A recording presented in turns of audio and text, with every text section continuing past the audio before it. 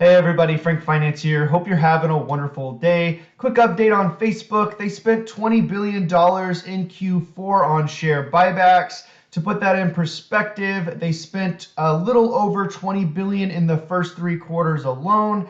And so people are sitting back. There's articles on Seeking Alpha basically going out there and saying, hey, they basically wasted money. Go out, read the comments. People are saying bad use of management. But I will go ahead and argue this. Not a huge fan of it. Definitely a waste of money in the short term. But if you do look at where they were trading in the horizon, you can see in the previous 3 months they were on an uptrend, and so they were slowly purchasing stock. You can see that when October started, that they had already significantly dropped in comparison to where they were at their all-time high during Q3. And so in Q4, they started initiating more aggressive buybacks. You could argue that maybe management should have known that they were going to have a bad quarter. Maybe they're going to have some of the things project out bad growth in the future, have increased expenses on the Reality Labs side. But one thing you do need to remember to yourself is they had been hinting at spending and ramping up on this for a while. So it should not be a surprise to analysts that they were going to be spending more on Reality Labs, that they were going to have decreased growth. They had already been warning about Apple for many, many quarters.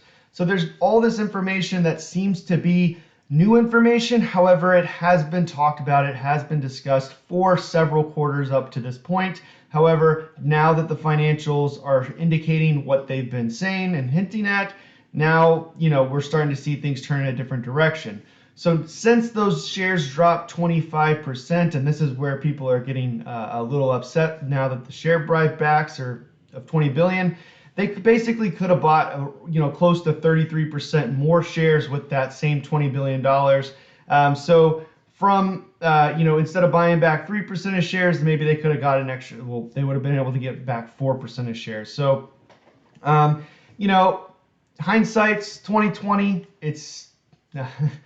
It is 2020 now, but hindsight's 2020, and so you can never time these things perfectly. It looked like management was trying to buy as their share price was going down. However, now that we know that they're going to dip even further, maybe Facebook will, buy back more aggressively. I'm not sure how much left they have on their buybacks, but we do have, so close to $40 billion in cash and cash equivalents. Who knows? Maybe they'll go out and make some purchases now.